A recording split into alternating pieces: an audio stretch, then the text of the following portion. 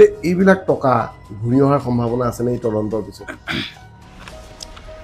চাওক, CID-য়ে যদি এতিয়া তন্নকে তদন্ত কৰে যে কাৰ একাউণ্টৰ পৰা পইচাবিলাক কলৈ গৈছে, এই পইচাবিলাক কাৰ একাউণ্টত পুনৰগৈ জমা হৈছে, তেতিয়াহ'লে ইয়াৰ মেইন ৰুটটো কোন ব্যক্তি ইয়াৰ অন্তৰালত আছে, নিশ্চয় ইয়াৰ উত্তৰটো ওলাব। ৰাজ্যৰ অৰ্থনৈতিক অপৰাধ অনুসন্ধান শাখা আমাৰ পুলিচ বিভাগৰে অধীনত থাকে। তেওঁলোকে আৰু অন্যান্য আমাৰ এই সেবিৰ দৰে প্ৰতিষ্ঠানবিলাকে ৰাজ্যত ট্ৰেডিং সম্বন্ধীয় সজাগতা অনুষ্ঠান গোটেই অসমব্যাপী কৰাটো অতিকে জৰুৰী বুলি আমি ভাবিছোঁ। যে ই সোনকালে ধনী হোৱাৰ যিটো প্ৰৱণতা, মানে ডাবল কৰাৰ যিটো প্ৰৱণতা, এই প্ৰৱণতাটোৱে মানুহক এটা ভয়ংকৰ ভৱিষ্যতলৈ ঠেলি দিছে।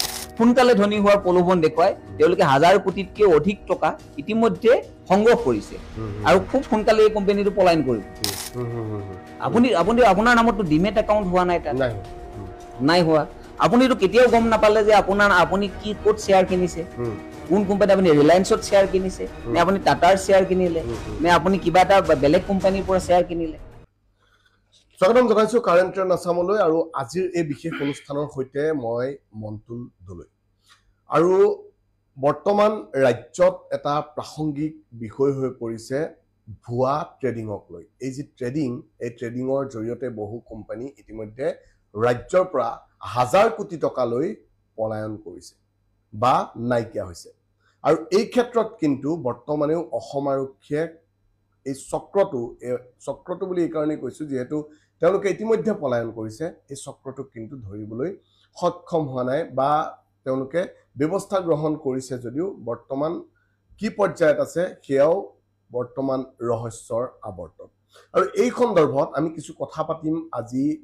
এই যি ট্ৰেডিঙক লৈ বৰ্তমান যিহেতু ইজি মানি সকলোৱে বিচাৰে আৰু ইজি মানিৰ পিছত পৰি তাৰ পিছৰ পৰ্যায়টো কেনেকুৱা হ'ব পাৰে বা কিয় হৈছে, আৰু এই ক্ষেত্ৰত দীৰ্ঘদিন ধৰি সদৌ অসম আইন ছাত্ৰ সন্থাই মাত মাতি আহিছে, কিন্তু তাৰ পিছতো বহুতে এই ভুৱা ট্ৰেডিঙৰ জালখনত পৰি সৰ্বশান্ত হোৱাও দেখা গৈছে। আজি আমাৰ সৈতে উপস্থিত আছে সদৌ অসম আইন ছাত্ৰ সন্থাৰ ৰাজ্যিক সভাপতি তথা অধিবক্তা সঞ্জীৱ বৰা। আপোনাক অনুষ্ঠানলৈ স্বাগতম জনাইছোঁ। যিহেতু এই যি ট্ৰেডিং বা ভুৱা ট্ৰেডিং কোম্পানী, এইসমূহে দীৰ্ঘদিন ধৰি ৰাজ্যত এনেদৰে তেওঁলোকৰ বেপাৰ কৰি পলায়ন কৰে, দীৰ্ঘদিন ধৰি চলি আছে। আপোনালোকেও দীৰ্ঘদিন ধৰি মাত মাতি আছে, তাৰপিছতো ৰাজ্য সজাগ নহয়। আচলতে কথাটো কি? চাওক, এই গোটেই বিষয়টো আমি সদৌ অসম আইন ছাত্ৰ সন্থাই খুব প্ৰথমৰ পৰা এই বিষয়টোত গভীৰভাৱে আমি লাগি আছিলোঁ।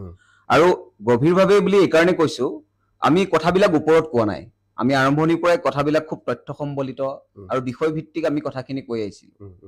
আপুনি যদি চাই, আমি যোৱা 24 জুলাই তাৰিখে আমি দিছপুৰ প্ৰেছ ক্লাবত এই গোটেই বিষয়টো পোহৰলৈ আনিবৰ কাৰণে প্ৰথমখন আমি সংবাদমেল সম্বোধন কৰিছিলোঁ।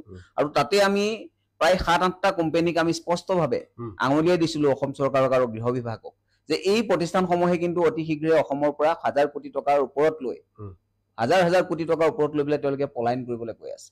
আৰু সেইটোৱে পৰৱৰ্তী সময়ত আপুনি দেখিবলৈ পালে যে YBI নামৰ এটা প্ৰতিষ্ঠানে এই বিগত কিছুদিনৰ আগতেই প্ৰায় 3500 কোটি টকা সংগ্ৰহ কৰিবলৈ পলায়ন কৰিছে।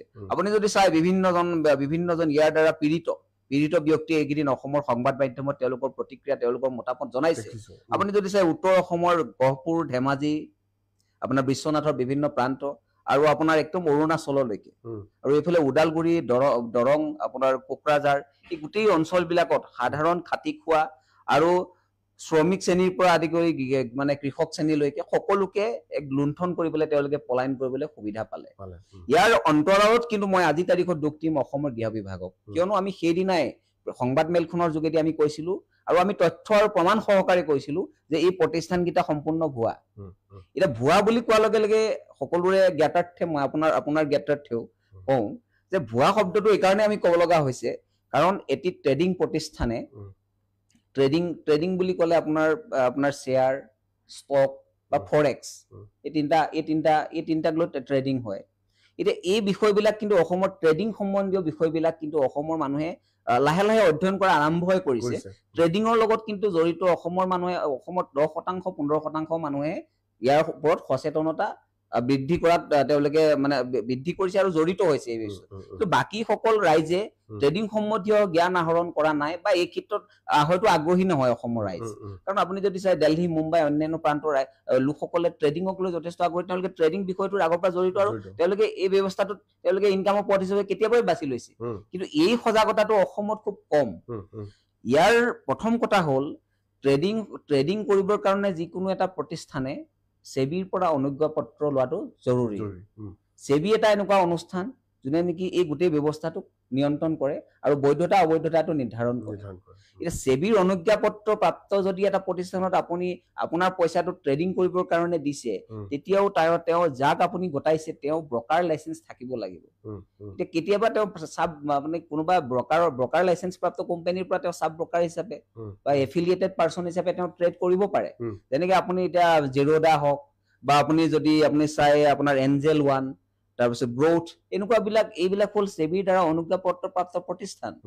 তেওঁলোকে আপোনাৰ পৰা যদি পইচা এটা লৈছে, তেওঁলোকে আপোনাক জনাব যে আপোনাৰ পইচাটোৰে আমুকত আমি এটা শ্বেয়াৰ লৈছো, আপোনাৰ লগত ডিমেট একাউণ্ট আপোনাৰ নামত থাকিব এইবিলাক অনুষ্ঠানত যদি আপুনি পইচা ইনভেষ্ট কৰিছে। কিন্তু আজি তাৰিখত আমাৰ বহুত শিক্ষিত ব্যক্তি ইয়াতো জড়িত হৈছে। তেওঁলোকে এটলিষ্ট সজাগ হৈ আৰু ৰাইজকো সজাগ কৰিব লাগিছিলে যে আপোনাৰ এইবিলাক যে YBIত আপুনি এটা পইচা জমা দিছে, আপুনি কাৰোবাৰ গুগল পে বা কোনোবা স্কেনাৰত দিছে, কাৰোবাৰ একাউণ্টত দিছে, আপুনি আপোনাৰ নামতো ডিমেট একাউণ্ট হোৱা নাই, তাত নাই হোৱা। আপুনিতো কেতিয়াও গম নাপালে যে আপুনি কি ক'ত শ্বেয়াৰ কিনিছে, কোন কোম্পানী, আপুনি ৰিলায়েন্সত শ্বেয়াৰ কিনিছে নে আপুনি টাটাৰ শ্বেয়াৰ কিনিলে নে আপুনি কিবা এটা বেলেগ কোম্পানীৰ পৰা শ্বেয়াৰ কিনিলে, আপুনিতো সেই সম্বন্ধীয় অৱগত নহয়। আপুনি নিজেও সেই চক্ৰটোত সোমাই পৰিছে আৰু আপুনি 10জনক অনুপ্ৰাণিত কৰিছে আপুনি শ্বেয়াৰ মাৰ্কেটত পইচা ট্ৰেডিং কৰক। ট্ৰেডিং শব্দটোক অপশব্দলৈ ৰূপান্তৰ কৰিছে একচুৱেলি। এইটো ট্ৰেডিঙে নহয়, এইটো আমাৰ ভাৰতত এতিয়া বৰ্তমান সময়ত বেন। এইটো যিটো পিৰামিড স্কিম বুলি কওঁ আমি, ইজনৰ পাছত সিজন দুজনক ভৰাব লাগে, দুজনৰ পইচাটো আনি আকৌ একেটা জেগাতে থব, ইয়াৰ পৰাই আকৌ 5 টকা দি থাকিব। এই গোটেই ব্যৱস্থা